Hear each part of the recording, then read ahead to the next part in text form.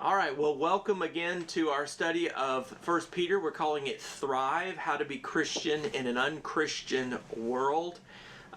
Just kind of as a reminder where we've gone on our journey, we've worked through chapter 1 of 1 Peter, looking at hope and being holy, and then faith, hope, and love. And then we talked about being chosen in chapter 2, how to be a Christian, in an unchristian world. And then we took a little break, and then we came back and we talked about suffering last time, and particularly talked about slavery and how Peter's instruction to Christians who are slaves living in Roman households, how they can model in this situation where they can't get out of it, but they can model a Christ-like behavior in the midst of it. So today we talk now about home life. That's the theme. Actually, the big title is Hard Home Life. But I want to just take a moment as we get ready to look at this passage in 1 Peter chapter 3, because this is a household code. Just like the passage about slaves, today we're talking about wives and husbands, and household codes were pretty standard, kind of the standard stuff in the Roman Empire. People had these, philosophers would write them, and they would create sort of these kind of ideal standards for how things should be done in a particular household or a particular, I think I used the analogy last time of comparing it to being in a classroom, and the teacher puts on the wall, these are the rules, in my classroom, no chewing gum or whatever. You raise your hand when you want attention or whatever. So one of the things that happened is that there was a need and a conversation around what was appropriate behavior and what should be standard practices inside of homes. And Jews had their philosophies, Romans had their philosophies, before them the Greeks had their philosophies.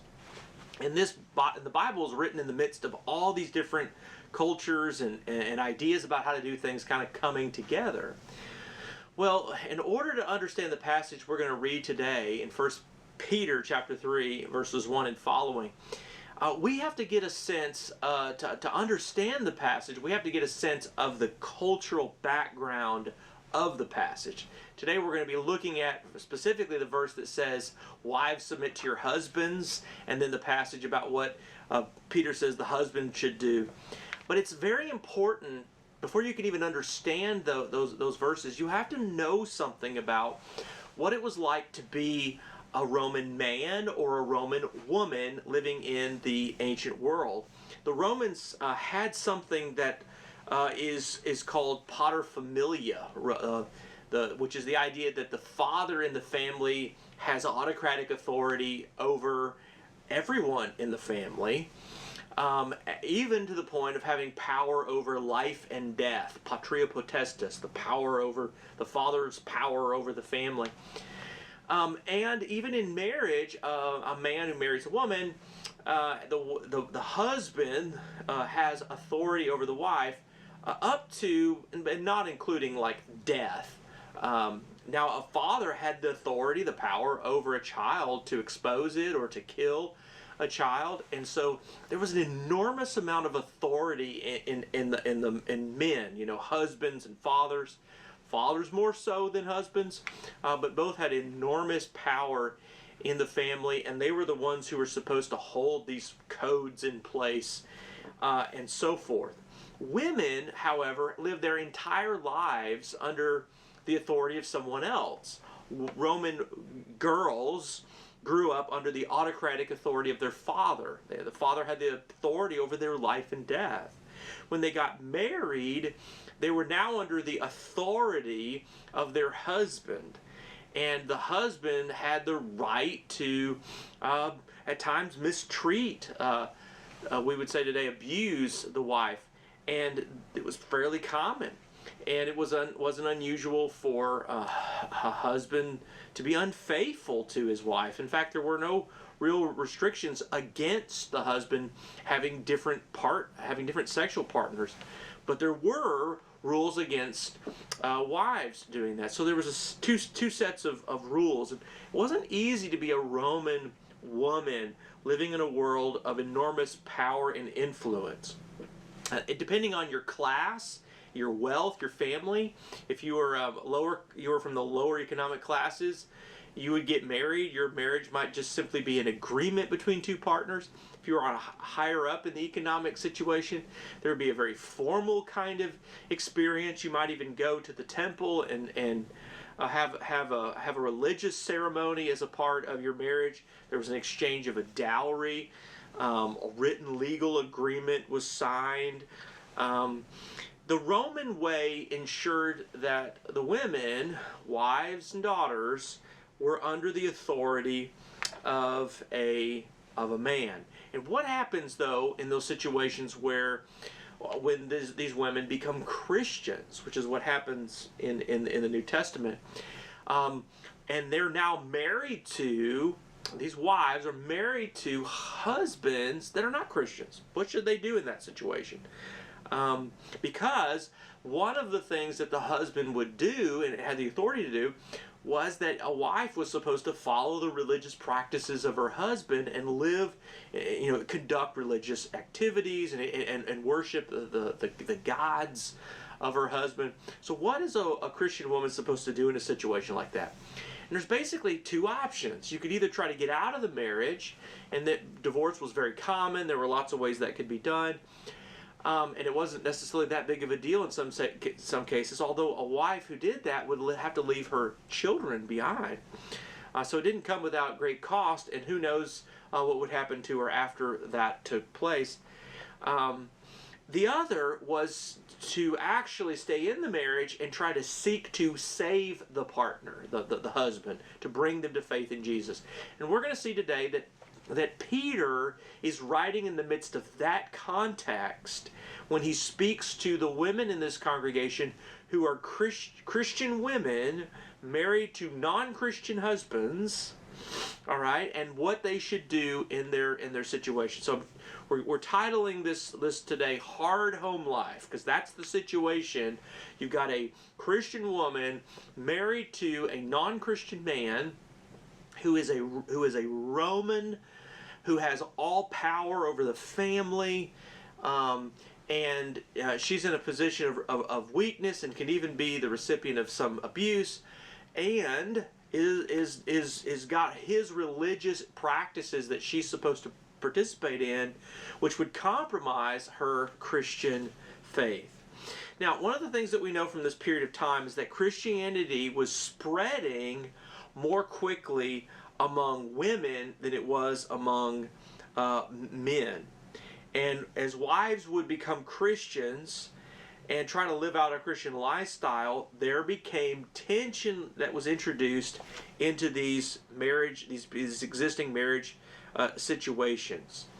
Romans expected their wives to be obedient to their husbands, including obedient to their husbands' gods, and to worship their husbands' deities or their gods. They were to think of their husband, relate to their husband as their master, and they should obey him. That was the idea. But what happens when that becomes in tension with the idea of honoring and worshiping a higher Lord, the Lord Jesus Christ, and a higher God than the gods of the Romans? To worship Jesus meant to not worship the Romans' gods, and so it creates this question about how you should respond in a situation like this. So let's read through it real quickly, and then we'll come back and we'll talk some more about it. 1 Peter chapter 3, verses 1 through 13. Wives, in the same way, he just talked about slaves, right? He had just talked about slaves and how they were to show honor. Wives, in the same way, submit yourselves to your own husbands, so that if any of them do not believe the word, they may be won over without words by the behavior of their wives. When they see the purity and reverence of your lives, your beauty should not come from outward adornment, such as elaborate hairstyles and the wearing of gold jewelry or fine clothes. Rather, it should be that of your inner life, the unfading beauty of a gentle and quiet spirit, which is of great worth in God's sight. For this is the way the holy women of the past, who put their hope in God, used to adorn themselves. They submitted themselves to their own husbands, like Sarah, who obeyed Abraham and called him her Lord. You are her daughter if you do what is right and do not give way to fear. Husbands, in the same way, be considerate as you live with your wives, and treat them with respect as the weaker partner and as heirs with you of the gracious gift of life, so that nothing will hinder your prayers. So again, as Peter speaks to these women in this passage, and then to the two husbands as well, there's two different things happening, right? He's talking to the Christian women who are married to non-Christian husbands. And then in the end, he starts to talk to Christian husbands who are married to Christian women. So there's two different kind of contexts that are being addressed here. And again, keep in mind that women in Roman Empire always under some person's autocratic authority all their lives. They're always in a position of being expected to be submissive and obedient. That's the norm. That's the standard of the empire. And that included participation with their husbands' gods. Now that they've become Christians, they can't do that. So how can they continue in these relationships? And so this creates, the problem. So let's walk this through verse by verse and think about it. Starting in verses 1 and 2, let's take apart this and look at it a little bit. I want to show you a couple things that can help you understand what's going on here and better able to help, like what Peter is trying to, the point he's trying to get across. Why is he saying this? What is he saying? What point is he trying to get across? Now, obviously, he's dealing with real situations, right? Peter's in Rome. He's writing to all these churches that are made up of Gentile Christians. Many of them are made up of wives who are married to non-Christian husbands. Perhaps those marriages are now on the rocks and divorces are happening or threatening to happen, or husbands are really threatening their wives because they've made these conversions, and so it's creating all this tension and problems. So how should these women in that situation respond? How should these wives respond? Peter's instruction to them is not the instruction of wives, divorce your husbands. That's kind of what we might have expected him to say in this situation. But he doesn't. He takes a different track, which is he doesn't call for them to leave their situation.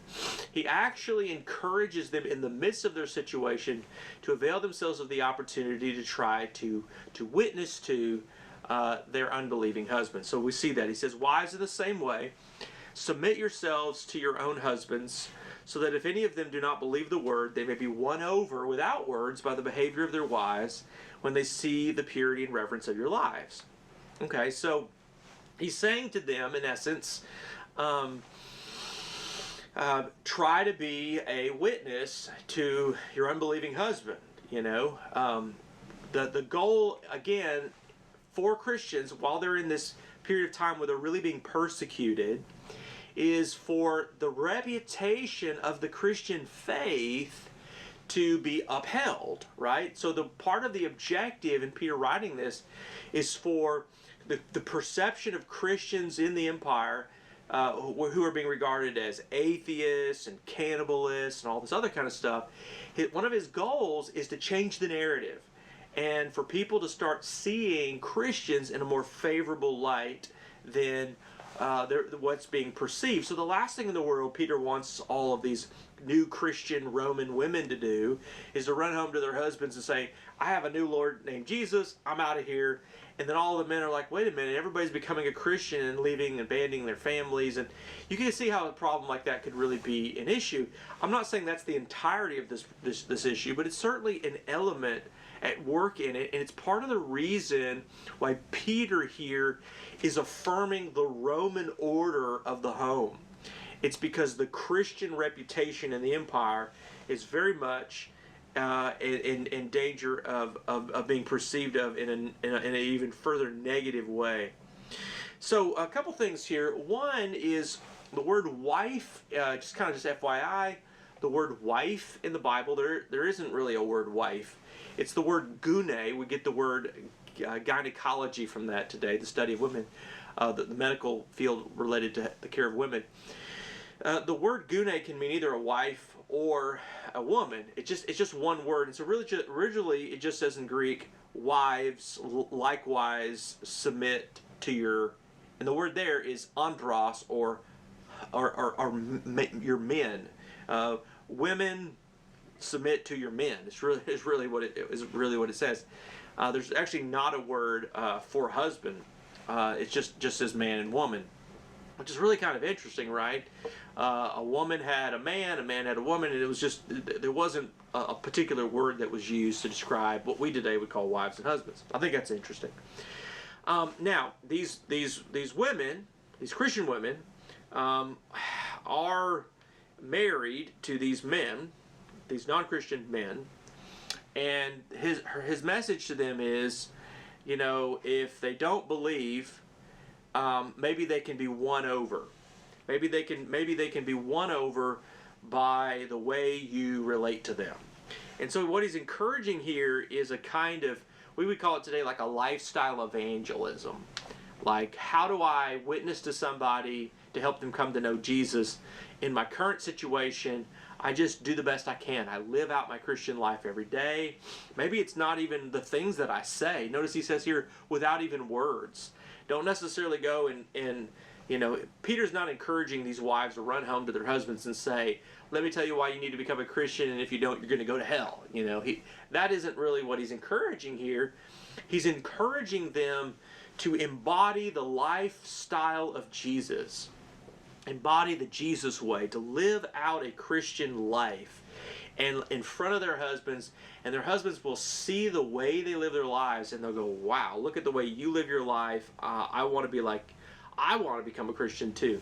So I like what Christianity looks like on you. Christianity on you looks good, and I want to be a Christian too. And part of this is through embodying what Jesus does. In the previous passage, he says to slaves, you should endure what you're going through like Jesus endured what he went through. And here he's saying something similar. He's encouraging them to draw encouragement from what Jesus went through and what Jesus did, and by embodying that way of life in hopes that the spouse will come to faith. Now, Peter is not asking them something that Paul was not willing to do. In 1 Corinthians chapter 9, verse 19, Paul famously said, though I am free and I belong to no one, I have made myself a slave to everyone to win as many as possible. What Paul describes in that passage was the early Christians' commitment to set aside some of their own freedom, some of their own rights, some of their own privileges, some of their own opportunities, some of their own comforts, in order to become a winsome witness to reach and bring more people to faith in Jesus, to win more people to Jesus. And what is happening in Christianity is that there begins to become a greater emphasis on winning people to Jesus than on just living a life or lifestyle that is in our own best interest. It's a different mindset, right? It's not a self-centered mindset. It is a desire, a greater desire to see other people come to know and believe in Jesus. The goal here is for the husband to be won over in faith, okay?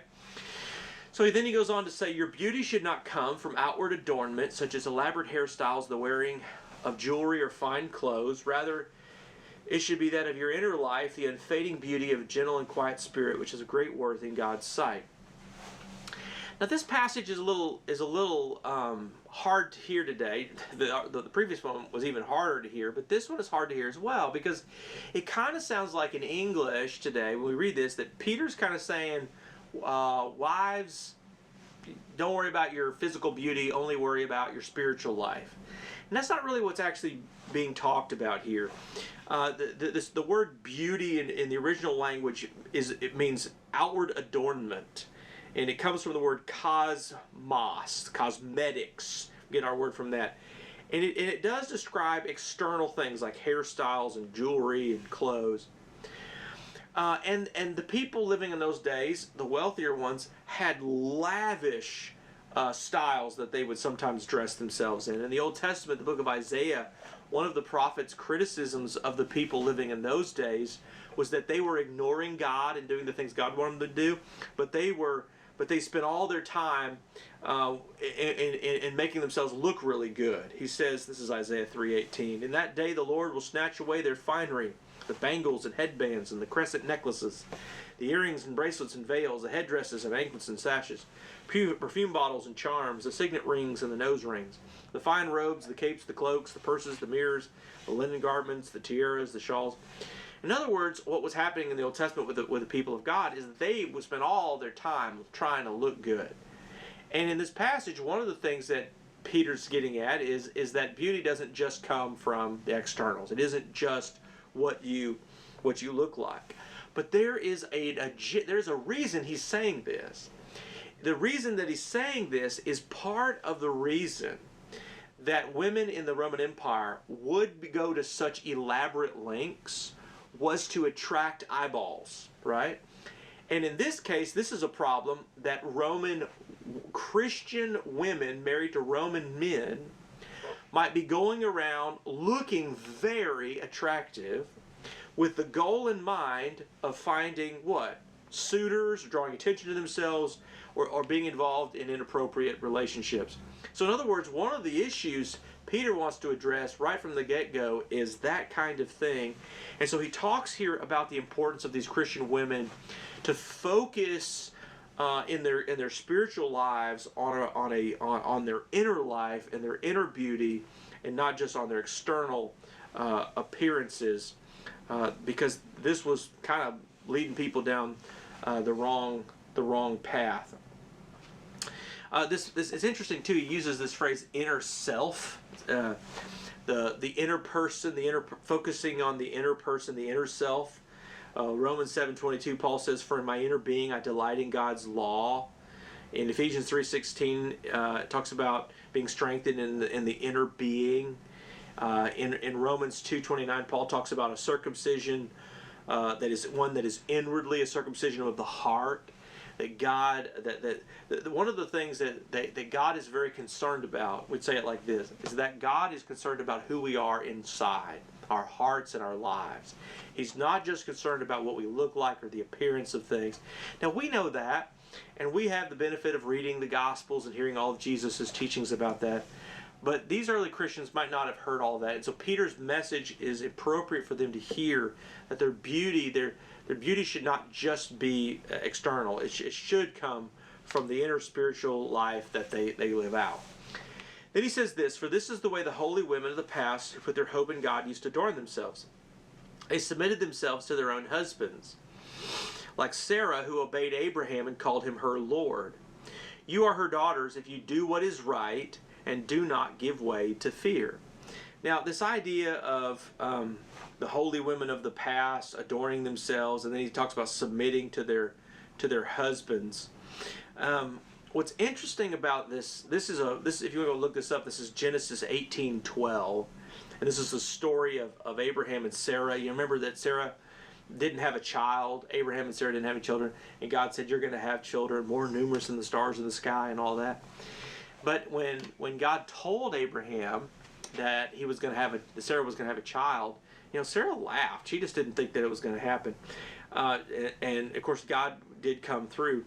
But one of the things it says in that passage back in Genesis 18:12 is it says, "So Sarah laughed to herself as she thought, after I'm worn out and my Lord is old, will I now have this pleasure?" Now, she laughed when she heard about this. And by the way, their child's name, Isaac, means he laughs, of course. God always gets the last laugh anyway, right? But here she calls him my Lord. After I'm worn out, my Lord is old. The Hebrew is Adonai. You maybe have heard the name Adonai. And sometimes in the Bible, Adonai is used of God. But sometimes it's a word that just is reverential, like sir.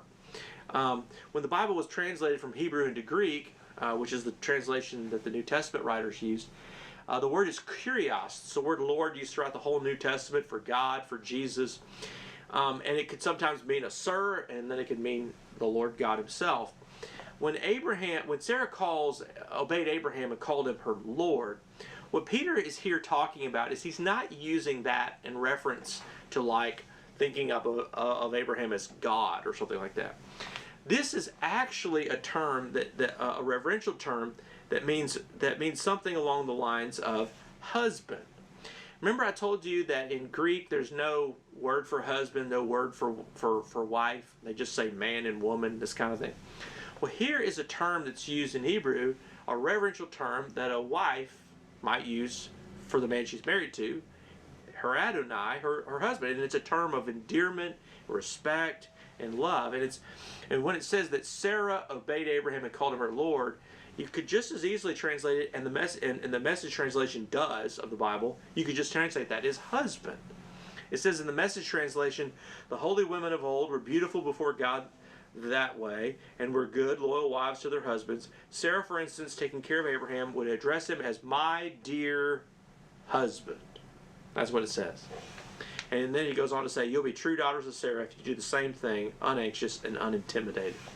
So here he's encouraging Christian women who are married to unchristian husbands to do the best they can under those circumstances to be a warm and winsome witness to their husbands, to live their lives in the inner discipline of following God, relating to God, being respectful of their husbands, and going about all of this, he says here, without in a way that doesn't show fear, because you're really only supposed to fear the Lord. Now, that's what he says to the wives. And then in the last verse, he changes the subject and starts talking to the husbands. But as I told you before, these are different kind of categories. So when he talks about the wives, he's talking about Christian wives speaking to relating to non-Christian husbands. Here he's talking to Christian husbands in the church who are married to Christian wives. So this is his advice. Christian husbands, in the same way, be considered as you live with your Christian wives, and treat them with respect as the weaker partner. The old translation says the weaker vessel, and as heirs with you of the gracious gift of life, so that nothing will hinder your prayers. Husbands, in the same way. So he's talking about slaves, he talked about wives, and now he talks about husbands, and in all those passages he says likewise in the same way. There's a sense of all of them taking on the model of Jesus. If you think about what Paul says in Ephesians, he says, husbands, love your wives as Christ loved the church and gave himself up for her. Talks about what Jesus did for the church. Here, husbands, be considerate as you live with your men, with your women, husbands with your wives. Treat them with respect as the weaker partner. So this becomes a foundational teaching that Christian men should live with their Christian wives. It says with respect. That's interesting, right? Treat them with respect. Treat them with as the weaker partner. Now, a lot of people have talked about that. Like, is Peter implying that women are inferior to men? No. This is simply the biological observation that ancient people made, that men were physically stronger than women.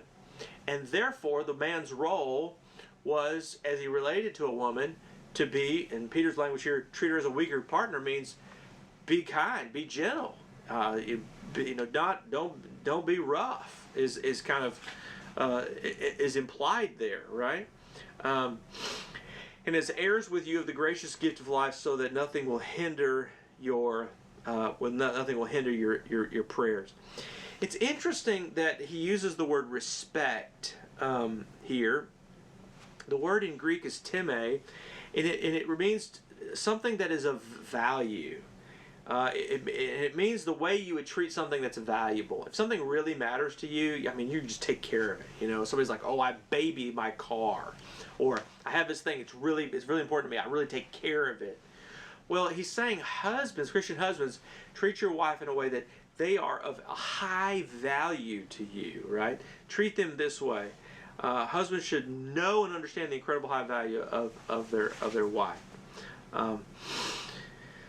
All right, what else can I say about this? Well, I can say something about this weaker partner business, because the old King James used the word vessel, the weaker vessel, and it was well known in the ancient world that women in Greece and in Rome were not only regarded as, quote, weaker vessels, but they were often regarded as inferior beings. And in some cases, Aristotle's kind of famous for saying that a woman is inferior to a man in every way except for sexually. And even the real Roman legal system sort of assumed that women couldn't always testify or couldn't take on legal practices. It's important to understand that Peter's not saying that. It's important to understand that Peter has a view of these Christian women right alongside of the Christian men and sees them as equal partners in the salvation experience, and in the situations that they were in inside these Roman cultural experiences were really just to make the best of the environment that they were in. Now, one of the problems that we have with all of this today is that when we read all of this instruction about wives to husbands and husbands to wives, part of us wants to say, well, Peter, why didn't you say something different? Why didn't you tell these Christian wives not to take, mistreatment by their husbands? Why didn't you call on them to change the Roman order or the Roman system? That's not easy to do when you're not in a position of power and not able to really do much about it. I like the way the Message translates this particular verse. It says, the same goes for husbands. Be good husbands to your wives. Honor them. Delight in them. Be good husbands to your wives. Honor them. Delight in them. As women, they lack some of your advantages, but in the new life of God's grace, you're equals. Treat your wives then as equals so your prayers don't run aground. Which is a very interesting thing that is mentioned in this passage. One of the reasons that Christian men should treat their Christian wives in this way is, he says, so that your prayers aren't hindered, so that your prayers are not. It's like, hey, God's not going to respect your prayer if you don't respect your wife. That's a pretty powerful statement about how men are supposed to treat women in Christian marriages. All right, so bringing all this together, what is Peter's marriage advice? Well, it starts by answering the question, what were the behind-the-scenes issues that drove Peter to address this? And I told you that women in the Roman Empire were at a huge disadvantage in marriage. They were under the autocratic authority of their fathers. Then when they got married, they were under the authority of their husbands. And that included practicing their husband's gods and sometimes dealing with some really harsh, mean treatment. We could just go on and on about that. And so the question then becomes for these Christian women, these women who now become Christians and their husbands are not, how should they respond to that situation? Should they get out of it? Or should they do something positive in the midst of it? And Peter says, do something positive in the midst of it. What is it that Peter is really asking them to do? Now, what Peter is saying in this passage is specific to these women in this situation at this particular time. This is not a universal teaching for all women in all situations at all time. And that's important to understand that, because a lot of people want to run around and say, well, the Bible says, and they quote this verse. No. This is a contextual issue, and it relates to these Christian women in the Roman Empire married to these unchristian men who are under a cultural system of autocratic male power in which women didn't have much ability to do anything. And so Peter's advice to them is to model what Jesus does and how Jesus lives, just like slaves are supposed to model what Jesus did, wives are supposed to model what Jesus did, and then husbands who are in a position of power are supposed to model what Jesus would want them to do, which is to treat their wives as equals and to treat them with respect and with gentleness and this sort of thing. Now, what would Peter ask us or not ask of us? Now, this is a very important question, because a lot of times when people read the Bible and when they come to a verse like this, they never ask that question. They get stuck on number 2, which is, what did Peter say way back then 2,000 years ago? But what if Peter were to come today and in your context, maybe you're in America like I'm in America, maybe you're in Texas like I'm in Texas, maybe you grew up in the kind of home I grew up in, or you're in a kind of situation I'm in, I don't know. But what would Peter say to you? Well, the answer is that depends on your situation, right? It actually depends. Are you in the situation like the one Peter is describing? Are you in a situation, or are you in a different situation with different reasons to drive what you do? Now, what we want to do is we want to say, okay, what are the universal principles that are taught in this passage? Well, one of the universal principles is that we should always do what Jesus would want us to do. That we should live out the example, the story, the model that Jesus sets for us to live out in our lives. That's absolute basic. What would Jesus do? The other thing is we should realize is that we should not only do what Jesus would do or decide decisions that Jesus would decide, but we should live a life that Jesus wants us to live. And that means that we should learn to set our privilege and our priorities and our desires, we should make those secondary to what God wants us to do in our lives. Now, that does not mean that the answer is going to be the same for everybody in every situation. There are situations, you can go read Corinthians, you can go read Jesus in Matthew, where when the situation changes, the solution changes.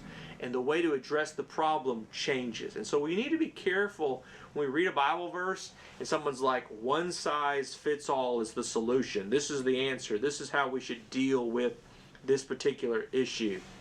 I want to give you a quote from Craig Keener. I have his masterful commentary on 1 Peter. By the way, behind me, almost all of these are commentaries, printed commentaries I have on 1 Peter. I have a whole bunch more digitally, but I want to read to you what Craig Keener, brilliant Greco-Roman biblical New Testament scholar, dedicated Christian, one of the most recognized scholars in the world, a wonderful, wonderful man. Know him. This is what he says.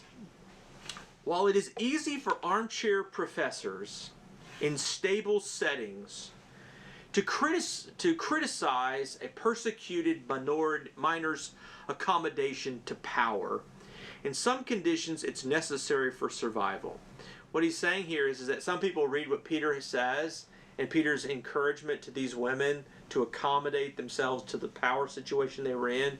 Some people criticize what Peter says, and he says, it's easy to be an armchair professor in your comfortable situation and look at what Peter says and go, oh, you shouldn't have said that, without recognizing the bigger necessity, which is a strategy for survival. Part of what Peter says to the slaves, part of what Peter says to the wives, part of what Peter says to the husbands is around the strategy for survival, not just for them individually, but for the church as a unit and as the movement of Christianity in the Roman world. If the attitude toward Christians becomes so toxic that Christianity is crushed before it can begin, then this becomes a conversation about the necessity of survival and a strategy around the necessity of survival. Keener goes on to quote Shively Smith, a scholar of 1 Peter, who says, 1 Peter strategized survival for scattered populations facing real threats of verbal attack, physical harm, and the looming chance of genocide. And then she further emphasizes that the letter comes from the, quote, underclass of the underclass and not the overlord. In other words, these Christians, for the most part, were not part of the upper crust of Roman society. They were not part of the wealthy. There was an enormous gap between the wealthy and the everyday person. The magnitude of wealth was between 7,000 times to like millions of times the amount of wealth. Most people lived in grueling poverty, wondering where they were going to get their next meal. And they were not exactly powerful and in a position to change their situation. Keeping them alive was itself a pragmatic form of resistance in that setting, one of the only forms of viable. Right from the outset, we must admit that Peter's instructions are not for all women at all times, in all circumstances, but to Christian wives of unconverted men living in a hostile environment. Peter's instructions are written with a purpose, to garner respect for the Christian faith amid a culture that was not just unbelieving, but physically hostile to Christianity, and also written with a purpose to win unconverted husbands to the Christian faith. This is a tall order, But throughout, two principles are embedded: the church's reputation and the need for evangelism. Even Peter's instructions to Christian husbands in the treatment of their wives must be understood against the backdrop of ancient Roman culture, its view of women and wives, and how they were supposed to function. Simply put, the context itself is from the Roman world, hardly an inspired context, and it reflects the culture of the day. The culture is not inspired, but the message which is embedded in the text is inspired, and that message is one of respect and care for one's spouse. All right, we're finished our study of 1 Peter before the big Christmas break, and this is the first section of it, and we're going to come back hopefully in the month of January and then finish out our study of 1 Peter on how to thrive, how to be a Christian in an unchristian world. I'll see you then.